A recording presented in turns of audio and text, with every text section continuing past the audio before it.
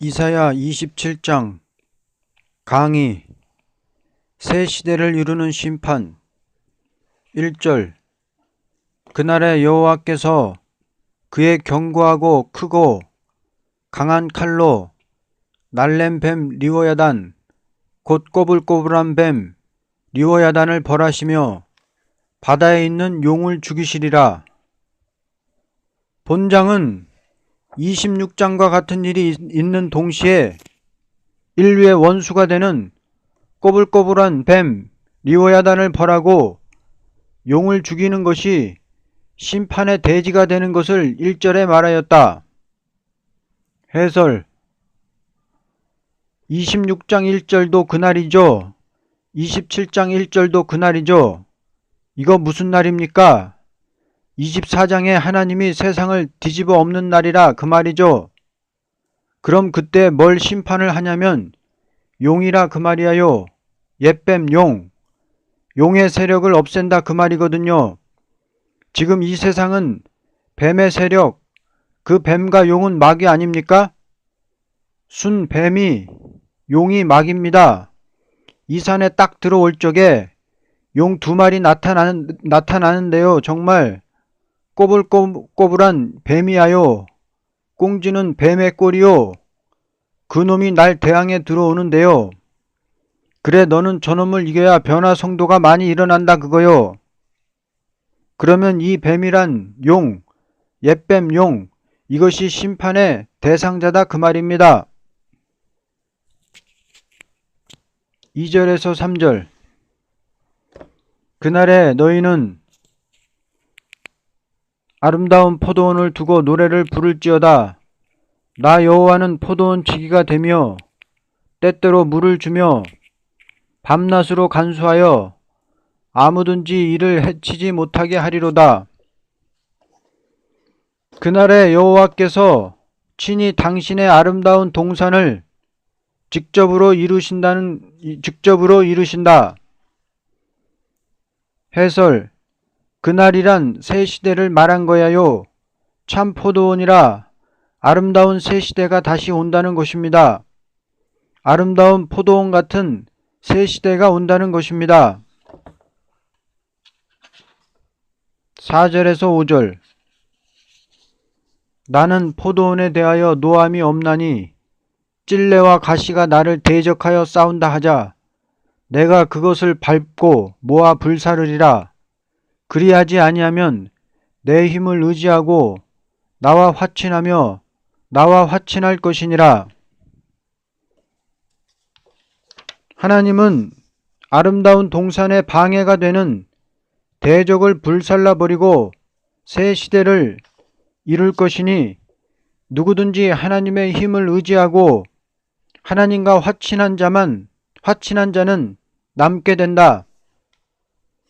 해설 새 시대가 이루어지는 데는 진려같이 남을 다치고 잡아당기는 이런 사람은 없애겠다는 거죠. 없애버리고 오직 하나님과 화친한 사람만 내놓겠다 그 말입니다. 하나님과 화친이 잘 됐지요. 화친 잘하시오. 하나님과 괜히 어떡하려고 하나님과 대적하고 살 길이 있습니까? 그래 하나님과 화친한 사람만 남는데요. 이 땅 거룩한 씨만 남으리라 그 말이야요. 6절 후일에는 야곱의 뿌리가 박히며 이스라엘의 움이 돋고 꽃이 필 것이라. 그들이 그 결실로 지면을 채우리로다. 이와 같이 하는 것은 의로운 씨로 지면에 채우고자 하는 것이다. 해설 이 사람만 남는다는 거죠. 이건 옛날의 야곱입니까? 말세종을 통하여 새로운 시대가 온다는 것입니까? 말세종이죠. 새 시대가 온다는 거죠. 거룩한 씨가 지면에 차리라 그 말이요. 새 시대 가서 7절에서 8절 주께서 그 백성을 치셨던들 그 백성을 친 자들을 치심과 같았겠으며 백성이 죽임을 당하였던들 백성을 죽인 자가 죽임을 당함과 같았겠느냐. 주께서 백성을 적당하게 견책하사 쫓아내실 때에는 동풍 부는 날에 폭풍으로 그들을 옮기셨느니라. 하나님은 택한 백성을 징계하시되 아끼고 아끼셨지만 원수를 없이 하는 것은 도저히 아낄 수 없는 심판이라는 것이다. 해설. 택한 사람은 징계하는 데는 적당하게 어떤 어머니가 아이가 막 못되게 군다고 하며 몽둥이로 막 때려서 발 부러뜨리고 팔 부러뜨리고 막 그러면 그 미련한 부모요, 똑똑한 부모요. 아무리 아이가 못되게 굴어도 자녀를 초다를 친다 해도 적당하게 쳐야지.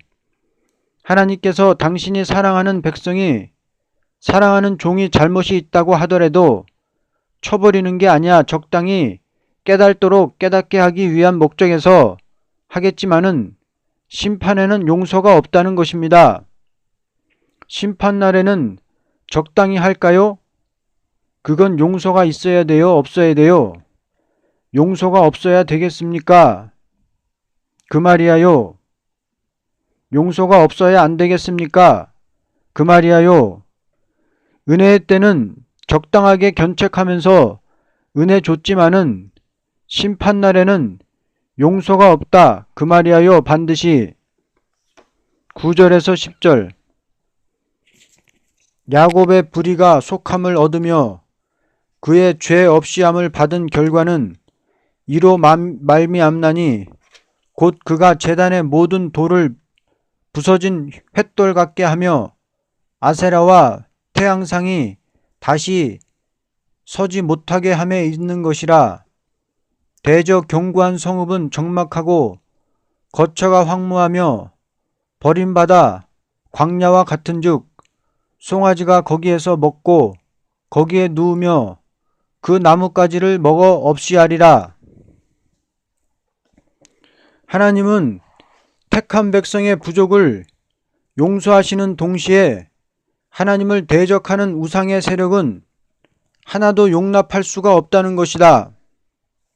해설. 우상 세력을 용서한다는 거요? 몽땅 없앤다는 거요? 싹 없앤다는 거죠. 은혜가 나릴 때는 인간성, 죄악성을 없애는 일을 하는 거요. 우리가 살아 새 시대 갈 때는 악의 세력을 세상에서 없애는 거야. 지금 인간성, 죄악성 이거 없애기 위해서 하나님이 징계하면서 역사하지만은 심판날에 가서는 우리만 살게 하기 위하여 악의 세력 몽땅 없애고 우리를 구속한다는 것입니다. 11절. 가지가 마르면 꺾이나니 여인들이 와서 그것을 불사를 것이라. 백성이 지각이 없으므로 그들을 지으신 이가 불쌍히 여기지 아니하시며 그들을 조성하신 이가 은혜를 베풀지 아니하시리라. 이와 같이 망할 자들은 아무리 경고의 말을 해도 지각이 없이 행하는 자들이다. 해설. 우리 하나님께서는요, 아무리 부족한 것이 있어도 깨닫기만 하면 그 사람은 불쌍히 봅니다. 동양 구전에도 지각자성이라 하는 말이 있습니다. 동양 철학에도 지각자성이라 지각이면 산다 이랬습니다. 제 생각인데요. 그저 하나님 앞에요. 자꾸 부족을 깨닫기만 하면 자꾸 올라갑니다. 사람은 완전한 사람이 있을 수 없고 미약하고 어리석고 부족하지만은 지각이 있으므로 불쌍히 보고 지각이 없으므로 불쌍히 볼 수가 없다 그 말입니다. 12절에서 13절. 너희 이스라엘 자손들아, 그날에 여호와께서 창이라는 하수에서부터 애굽 시내까지 과실을 떠는 것 같이 너희를 하나하나 모으시리라. 그날에 큰 나팔을 불리니 아수르 땅에서 멸망하는 자들과 애굽 땅으로 쫓겨난 자들이 돌아와서 예루살렘 성전에서 여호와께 예배하리라. 하나님은 용서 없는 심판이 있는 동시에 택한 자를 모아서 성산으로 드린다는 것이다. 해설. 애굽은 남방을 가르쳤죠. 아수르는 북방이거든. 그러니까 북방 공산당 세 개나 남방 애굽의 세 개나 할 것 없이 다 택한 자는 성산으로 인도하겠다는 것입니다. 공산당의 세계 안에도 새 시대 갈 사람이 많이 있겠소 없겠소? 많지요. 그러니까 북방이나 남방이나 할 것 없이 다 하나님은 똑같이 거기서 택한 자를 구원해서 새 시대 보내겠다는 거요. 인간 종말에 가서. 결론. 하나님은 심판에도 철저하게 행하는 동시에 택한 백성은 절대로 아껴서 새 시대의 복을 받게 하시는 것을 가르친 것이다. 27장 설교. 아름다운 포도원의 노래. 27장 1절에서 6절. 그날에 여호와께서 그의 견고하고 크고 강한 날렘뱀 리워야단 곧 꼬불꼬불한 뱀 리워야단을 벌하시며 바다에 있는 용을 죽이시리라. 그날에 너희는 아름다운 포도원을 두고 노래를 부를지어다. 나 여호와는 포도원 지기가 되며 때때로 물을 주며 밤낮으로 간수하여 아무든지 이를 해치지 못하게 하리로다. 나는 포도원에 대하여 노함이 없나니 찔레와 가시가 나를 대적하여 싸운다 하자 내가 그것을 밟고 모아 불사르리라. 그리하지 아니하면 내 힘을 의지하고 나와 화친하며 나와 화친할 것이니라. 후일에는 야곱의 뿌리가 박히며 이스라엘의 움이 돋고 꽃이 필 것이라. 그들이 그 결실로 지면을 채우리로다. 세상의 노래는 여러 가지가 있지만 내가 심판하는 것은 아름다운 포도원의 노래를 부르게 하기 위해서이다. 포도는 아무 쓸데가 없고 그 즙밖에 쓸데가 없다. 주님은 참된 교회를 포도원으로 말했다. 포도주를 이사야 55장 1절에서 3절 말세 진리를 포도주라 했다. 당신의 말씀으로 이루어지는 것은 포도원이다. 사상도 마음도 진리도 생활도 전부가 진리로서 되는 것을 포도원.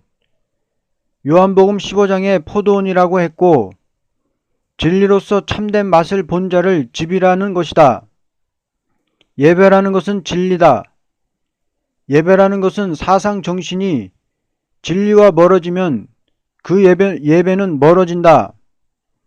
마귀를 개방시킨 것은 진리 하나만 못 건드리고 그 외 것은 얼마든지 지배할 수 있다. 간섭할 수 있다. 그래서 하나님은 말씀을 주고 가만히 계신다. 누가 진리에 대한 바른 생활, 사상, 바른 진리를 말하나 보자는 것이다. 새 시대는 진리로 들어가는데 이 사람은 이렇게 저 사람은 저렇게 믿고 가는 것이 아니다. 이사야 기록한 그대로 새 시대 간다. 언제나 사상과 정신이 진리에 합당치 못하면 마귀가 온다. 부모, 처자, 전토 모든 것 다 버리고 말씀을 따라오는 자가 참 포도다. 아무리 목사님이라도 진리가 맞지 않으면 개포도다. 천지만물 창조하신 하나님의 말씀에 맞지 않고 사상, 정신, 마음이 달라지면 사탄이 오며 예배는 빵점이다. 요즘 교회가 참 포도가 무엇인지 모른다. 그래서 아름다운 포도원의 노래를 부르는데 진리와 합당치 않은 노래를 부른다면 소용없고 그 사람이 진리와 합당하게 생활하며 사상 정신이 합당하면 언제나 진액이 온다. 마귀는 말씀에 가감되면 침투하라는 허락을 받았다. 우리는 예배를 보나 생각을 하나 정신생활이 진리에 합당치 못하면 사탄의 진액이 오고 참된 생활이 있으면 언제나 진액이 온다. 이것이 사탄과 싸우는 생활이다. 마귀 참수에 걸리는 것은 진리에 합당치 못하면 참소에 걸리게 된다. 예배 시간은 진액을 많이 받는 시간이다. 그래서 두세 사람이 합심하면 내가 같이 하겠다. 진리에 합당하면 같이 하신다. 진리에 합당치 못한 생각을 오래 하고 있으면 개포도가 된다. 누구든지 참된 진리로 마귀를 이기고 왕권 받는 사람들이 모여 사는 곳이 아름다운 포도원이다. 앞으로 새 시대 가는 것은 이곳에 나타난 진리 아니면 못 간다. 다 죽는다. 틀림없다. 노래에 대하여 세일성가는 극상 포도가 부르는 노래이다. 혼선이 없고 여기에 같은 사상을 갖고 부르면 다 극상 포도가 된다. 찬송가를 불러서는 새 시대 갈 수 없다. 포도나무가 완전히 극상 포도가 되는 것은 말씀이다. 남은 종이 부르는 노래가 이 세일성가이다. 종족도 종도 부를 노래요. 조금 더 무엇이 섞인 것이 아니다. 찬송가는 죄인이 회개하고 돌아오는 것이다. 개포도란 은혜 받아 가지고 되는 것인데 미혹을 받은 자가 개포도가 되는 것이다. 맛이 변하는 것이다. 줄기가 무성하고 열매도 있으나 맛이 달라지는 것은 진리가 달라진 것이다. 아름다운 포도원이라는 것은 말세의 진리로 사상, 정신, 양심 생활로서 완전 결실한 것을 말하는 것이다. 이 진액이 오도록 겸손하고 깨끗하고 명랑하고 지혜롭게 되는 완전히 열매를 맺는 역사라고 한다. 이런 변이 생길 수가 있다. 그 사람 사상, 정신이 하루아침에 달라질 수가 있다. 어떤 사람은 놀랄 만큼 올라가는 사람도 있다. 그래 25장에는 아름다운 진액을 받는 자의 형편을 말하고 극상 포도를 말하고 26장과 같이 극상 포도가 이루어진다. 요즘 교회 내에는 사상, 마음, 정신이 잡탕이 섞였으나 새 시대 가는 사람은 꼭 같다. 계시록 14장 1절에서 6절 이런 사람이 남아서 사는 곳을 극상 포도원이라 하는 것이다. 아멘.